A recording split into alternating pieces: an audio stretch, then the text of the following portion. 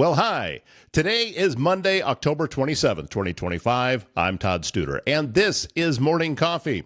Big week, wrapping up the work week anyway, with Halloween, so you're going to want to be careful as you're headed home from work. A lot of the youngsters will be out dressed in their costumes and hurrying around the neighborhoods trying to hit as many of their neighbors as they can. I know that's the way I always did it. And let's see, what's the temperature supposed to be? Looks like right about where we should be. Mid-50s expected for a high on Friday. So hopefully the costume is warm and your mom doesn't make you wear a jacket over the top of it the way my mama used to always do it. We had a new state record last week. Right here locally in Council Bluffs, a catfish was caught on the Missouri River that set a new state record. And we're going to talk about that today. We brought in our old buddy Travis Waldstein from AirServe Heating and Air Conditioning. And also, he's going to give you some tips as you're firing up that furnace for the year of things you need to be looking out for in case you might have some problems. And it's always a good idea to just get it checked over. And AirServe Heating and Air Conditioning in Council Bluffs can do that for you. So Travis Waldstein, our guest today, and I'm sure that he is very happy heading into the work week with Iowa doing what they did to Minnesota on Saturday. Boy, that was just can I say beat down on the show? Yeah, I'm going to. It was a beat down. That's what it was. Nebraska held off a surging Northwestern team. It looked like the Wildcats were going to come back and come from behind win, but Nebraska held them off. And then Iowa State, well, things not going well against BYU. BYU's a really good team, and they're now with 3 losses. Iowa State. So not going as well this year as they had hoped. So that's the latest rundown of what's going on around the college football world. You know, we try to bring you news, weather, and sports here on the show. When you need precision metal fabrication done right, look no further than Foxco Fabrication in Council Bluffs. Custom welding to large-scale manufacturing, bringing your ideas to life with expert craftsmanship and cutting-edge technology. Whether it's industrial, commercial, or custom fabrication, they're going to get the job done on time and built to last. Visit their website, foxcofab.com. And since 1870, Avela Bank has been providing Iowans with high-quality financial products and services to fit their needs, whether you need a loan, would like to start a new business account, saving money for a trip, or looking to open a personal checking account. Avela's qualified bankers can help you with all of that and more. Visit avela.bank to learn more. Well, as I said, Travis Waldstein, AirServe Heating and Air Conditioning, joining us today, and we started a conversation with that state record that was set just last week. Somebody local just set the Iowa state record for size of catfish caught. It was I believe it was a blue catfish. Yeah. I don't know what the differences in these things are, but they took it up to actually, what happened was that the guy's friend is the owner of the Anchor Inn Bait and Tackle. Oh, okay. So he headed down there. It doesn't say specifically where. It just says it was caught somewhere between Council Bluffs and the state line of Missouri. Oh, wow. But if he headed straight down there from Anchor Inn Bait and Tackle, I'm assuming that he's probably pretty close to Lake Manawa. I would, the state park. And the article, I pulled this off of KCCI's website in Des Moines. Let's give the credit to where it needs to be. Oh, there you go. And so they took it to Rustic Cuts, the butcher shop that we have in Council Bluffs, to officially weigh it. And when it's for sale, yeah, but that one. Yeah, that's the one. And they have a certified scale there, and the DNR met them. So DNR staff was at the river ramp to be able to make sure that all of this was done correctly. And it weighed in at exactly 105 pounds. A big.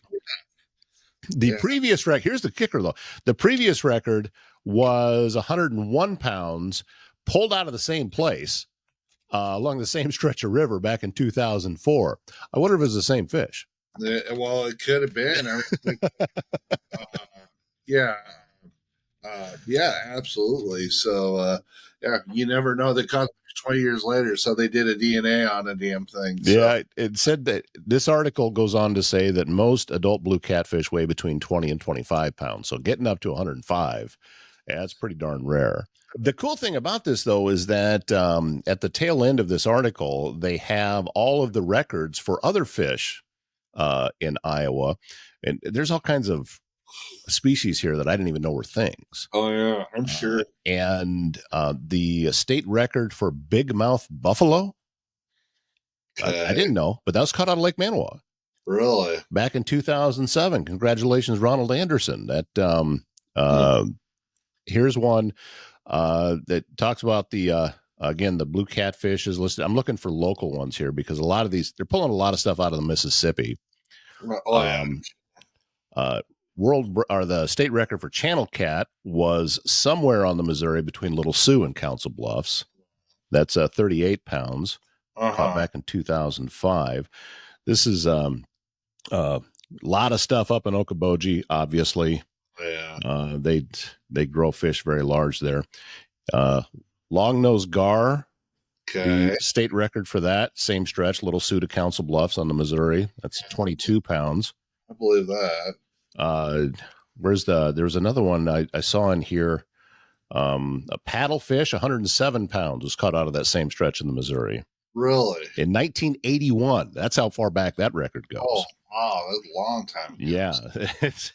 Some of these are pretty old. A lot of farm pond records all the way through this list. If you there's a few farm ponds out around Council Bluffs. If you get to know somebody, they go fish them. You can pull some pretty good cats out of there. I've done that over the years. My youngest son loves. Actually, both two or three of my boys like to fish. So it's like we don't have enough time to do it, but it is always fun to go. Oh, I've been on some where pulling out bluegill and crappie that are just a lot bigger than I would think. Yeah, I've sat up at Prairie Rose up east of Harlan up there. Mhm. And my son Hayden will sit there pulling them in left and right, and here's Dad 10 foot away. Ooh, this is great. So who's teaching who how to fish this? So I have actually heard some people that are serious about fishing saying they don't even brush their teeth before they go because the scent that they might get on their hands and then they're messing with the lures can have something to do with it. Listen, I'm not a fisherman. I don't know. Yeah, I shower once a month whether I need to or not. So it shows. The other one, the state record for yellow bass was caught out of Lake Manawa. 1.75 pounds. Bill Campbell caught this on April 1st, 1991. Wow. That one goes back. That's just here locally in our area, some of the state records for different fish that have been caught. This according to the KCCI website, they said they got their information from the DNR. It has been a little bit warmer than usual, but we're finally getting cooled down now, and it's getting down into the 40s and sometimes into the 30s at night, and it's getting kind of chilly. So furnaces are coming on. I finally broke out sweatshirt. So okay, so I've had to bring out a sweatshirt. So starting to maintenance or maintenance, but people are finally starting to start up. Procrastinators are out there. There's a few that are still holding, but obviously, if you haven't had somebody check it, you probably should. But if you need to turn it on, make sure your filters are clean. Make sure if, in the summertime, some people cover up their intake pipes or the exhaust pipes with some sort of like fishnet or stocking or whatever to keep bugs and stuff out. So definitely recommend keeping that. Definitely recommend making sure those aren't obstructed. Let's see what else. Obviously, if you haven't turned on, it might stink a little bit. It's pretty unusual. If it turns on at something that you don't think's normal, then yeah, definitely give us a call. Have us come check it out because I don't know. Unfortunately, you usually don't find out there's a problem until you go to turn on and you go, oh shoot, yeah, we have a problem. So we've definitely seen an uptick of that. I mean, it's that time of year. So yeah, give us a call at 712-256-4443 and we're more than happy to schedule, an appointment on that. So not a problem at all. So that smell though, that when you first turn a furnace on, I've always been told that smell was dust that had collected and was now burning off. And that's where you're getting that smell. Yeah. You know what dust is though, right? I know. Yeah, I know. That's actually skin flakes and else, the dog, the cat, you, whatever. I mean, that's stuff. Yeah, we got 2 dogs at home. My wife's sleeping up half a dog every other week in the house because, shit. I hate to say it, it is what it is. For you germaphobes out there, a little bit of dust in your life ain't gonna hurt you. Now, a lot of dust is a different story, but a little bit of dust isn't necessarily a bad thing. So, but that smell isn't necessarily an indication. You just have to kind of wait for it to go away, and it will. Yeah, absolutely. So, yeah, unless there's a problem, and then if it sticks around or persistent or something doesn't sound right. I mean, if you've lived in your house for any time, you generally have a good inkling or know what the sound is or what the smell is or whatever. So, but yeah, it's best. I mean, it's really your furnace probably just as much, if not more so, is the biggest energy consumer for most people in their home, their furnace or their boiler. And so to keep it operating at peak efficiency, I mean, even 2, 3, 4, 5% of an efficiency difference over time will cost you hundreds, if not thousands of dollars. And listen, energy is not getting cheaper. So that's why you want to come and check to make sure you are at, keeping your stuff at peak efficiency. And be proactive. If we find a minor problem before it becomes a major problem. So like when it's minus 10, because we'll have a couple of them days this winter, and they go, oh, yeah, we talked about that in October, but I think it's a big deal. Oh, now we're out here in January and it's broke. So, that's sorry, that's what happens. So it's a lot easier to fix something when, the temperature outside is in the 40s and 50s and or 80s, and that too. October, it's like, we can fix it right now. It's not a problem. So, but when you come in there and do that inspection, you can spot those problems. Absolutely. Yeah. Absolutely. When technicians are trained to do, we do visual inspections, we do combustion analysis, we do several things to check out the furnace to make sure that it's safe, make sure it's operational, see how overall it's performing, before and afterwards. And, part of their job is to make sure that we're adjusting issues. If you have a humidifier, turn it on, change the pad if you didn't change it in the spring. I still don't understand the theory.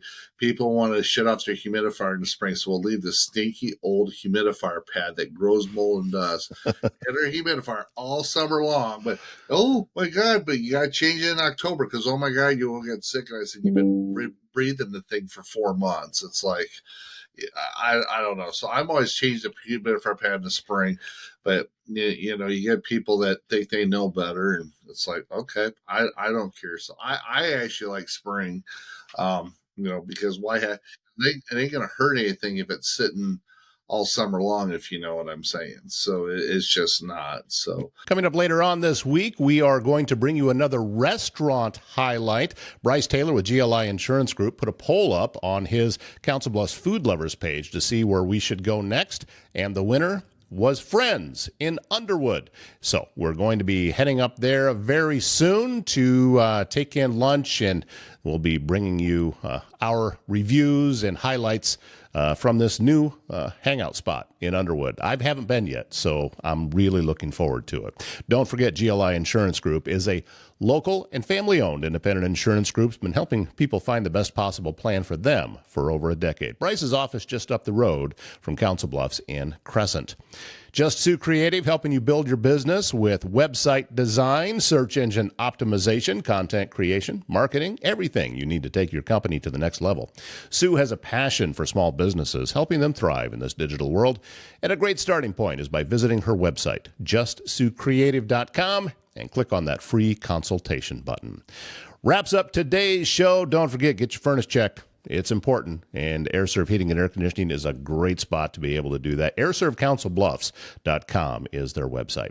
My name's Todd Studer. We'll see you back here tomorrow morning.